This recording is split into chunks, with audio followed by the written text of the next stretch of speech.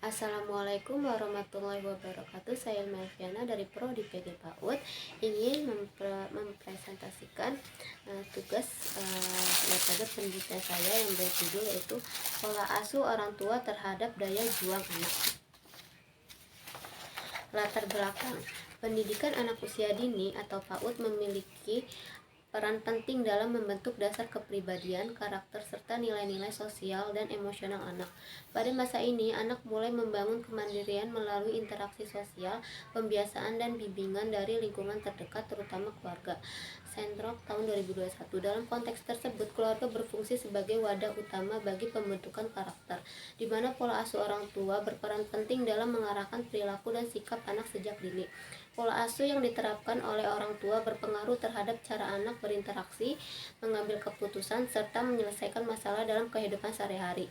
Burmin tahun 1971 dalam Darling dan Steinberg tahun 1993 mengklarifikasi pola asuh menjadi 3 tipe utama, yaitu otoriter, demokratis, dan permisif. Setiap jenis pola asuh memiliki karakteristik dan konsekuensi yang berbeda terhadap perkembangan kepribadian anak, termaksud dalam pembentukan kemandirian dan daya juang anak. Kemandirian anak merupakan kemampuan individu untuk mengatur diri sendiri, mengambil keputusan secara bertanggung jawab, serta menyelesaikan tugas tanpa ketergantungan yang berlebihan terhadap orang lain. Kemandirian tidak hanya berkaitan dengan aspek perilaku, tetapi juga mencakup dimensi emosional, sosial, dan kognitif yang berkembang seiring dengan bertambahnya usia dan pengalaman anak dalam berinteraksi dengan lingkungan sekitarnya. Menurut Sendrok tahun 2021, kemandirian merupakan salah satu indikator penting dalam kematangan psikososial yang menggambarkan sejauh mana anak mampu berfungsi secara efektif, adaptif, dan dalam kehidupan sehari-hari. Daya juang grit merupakan salah satu aspek penting dalam perkembangan psikologis individu yang berkaitan dengan kemampuan untuk mempertahankan semangat, ketekunan, serta konsistensi dalam mencapai tujuan jangka panjang meskipun dihadapkan pada berbagai rintangan dan kegagalan. Menurut Duckworth dan Quinn tahun 2009, konsep ini menekankan bahwa keberhasilan seseorang tidak hanya ditentukan oleh kecerdasan kognitif, tetapi juga oleh keteguhan hati, keuletan dalam berproses. Daya juang mencerminkan orientasi jangka panjang terhadap pencapaian tujuan, di mana individu tetap berkomitmen dan bekerja keras walaupun kemajuan yang dicapai berlangsung lambat atau penuh hambatan. Identifikasi masalah. Masih terdapat orang tua yang menerapkan pola asuh kurang mendukung kemandirian anak seperti pola asuh otoriter atau permisif. 2 anak belum memiliki kesempatan untuk belajar mandiri, mengambil keputusan, menyelesaikan tugas sesuai kemampuan usianya. 3 kemandirian anak cenderung rendah ditandai dengan ketergantungan pada orang tua atau orang dewasa dalam melakukan aktivitas sehari-hari.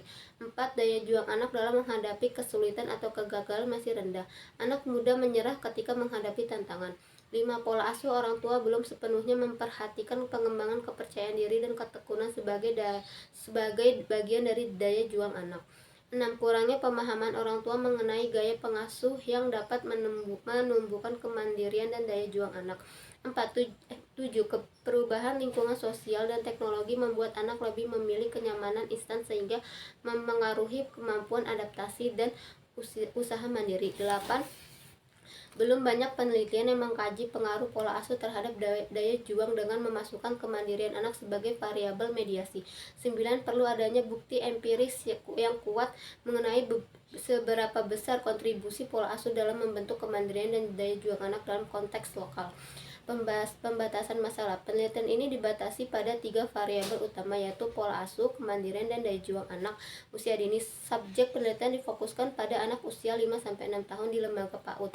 Data diperoleh melalui kuesioner kepada orang tua sehingga potensi bias persepsi dapat terjadi. Penelitian menggunakan pendekatan kuantitatif korelasional sehingga tidak menggali aspek kualitatif secara mendalam. Keterbatasan waktu dan ruang lingkup juga menjadi pertimbangan dalam generalisasi sosial penelitian. Rumusan masalah: bagaimana pengaruh pola asuh orang tua terhadap kemandirian anak usia dini. 2. Bagaimana pengaruh kemandirian anak terhadap daya juang anak usia dini. 3. Apakah terdapat pengaruh tidak langsung antara pola asuh dan daya juang anak melalui kemandirian sebagai variabel mediasi? A. Manfaat penelitian. A. Manfaat teoritis. B. Manfaat praktisis, yaitu 1. Bagi orang tua, 2. Bagi pendidik PAUD, 3. Bagi masyarakat dan pemerintah. Kajian teori dan kajian pustaka. 1. Pola asuh orang tua. 2. Kemandirian anak. 3. Daya juang anak. 4. Hubungan pola asuh dengan kemandirian anak. 6. Hubungan kemandirian dengan 7. Daya juang anak. 8. Pola asuh, kemandirian, dan daya juang dalam perspektif teori. 9. Penelitian terdahulu. 10. Kesimpulan penelitian terdahulu.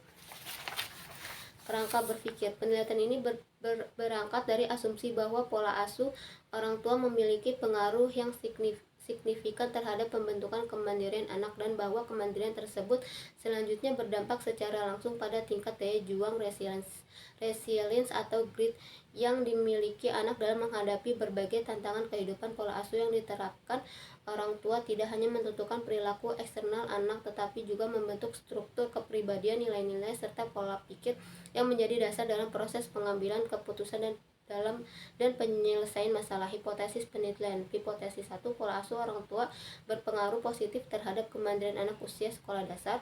Hipotesis 2. Kemandirian anak berpengaruh positif terhadap daya juang anak usia sekolah dasar.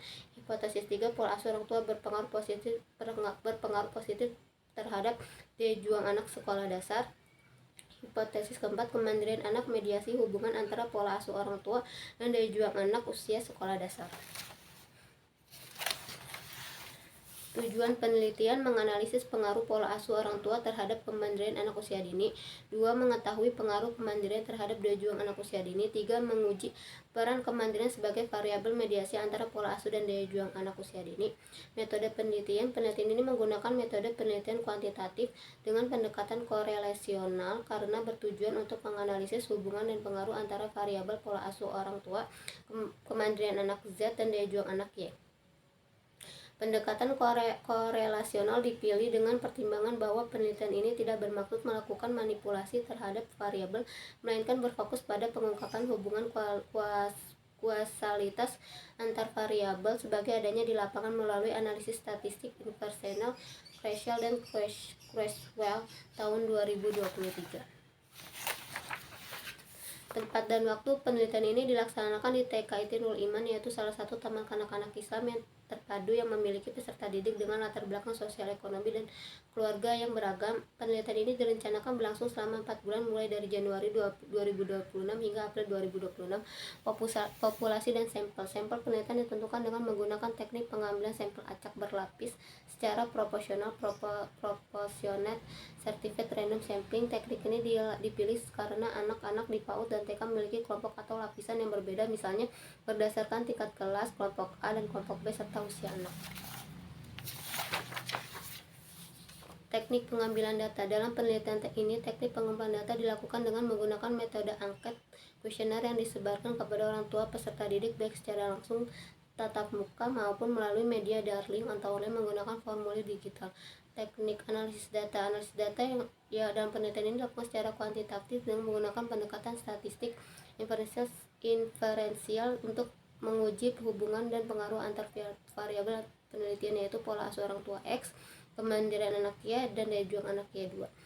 Pendekatan ini dipilih karena mampu memberikan gambaran yang objektif dan terukur mengenai keterkaitan antar variabel berdasarkan data numerik yang diperoleh dari hasil kuesioner. Proses analisis dilakukan menggunakan bantuan perangkat lunak statistik SPSS versi 26 serta AMOS atau Smart PLS untuk menguji model mediasi melalui analisis jalur PET analisis. Analisis ini bertujuan untuk mengetahui pengaruh langsung maupun tidak langsung antara variabel bebas mediasi dan terikat dalam model penelitian yang telah ditetapkan.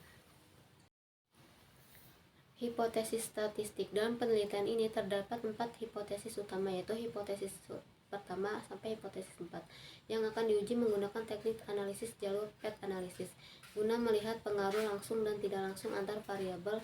Rumusan hipotesis tersebut adalah sebagai berikut: 1. Hipotesis penelitian. 2. Rumusan hipotesis statistik. 3. Kriteria pengujian hipotesis. 4. Penjelasan konseptual hipotesis.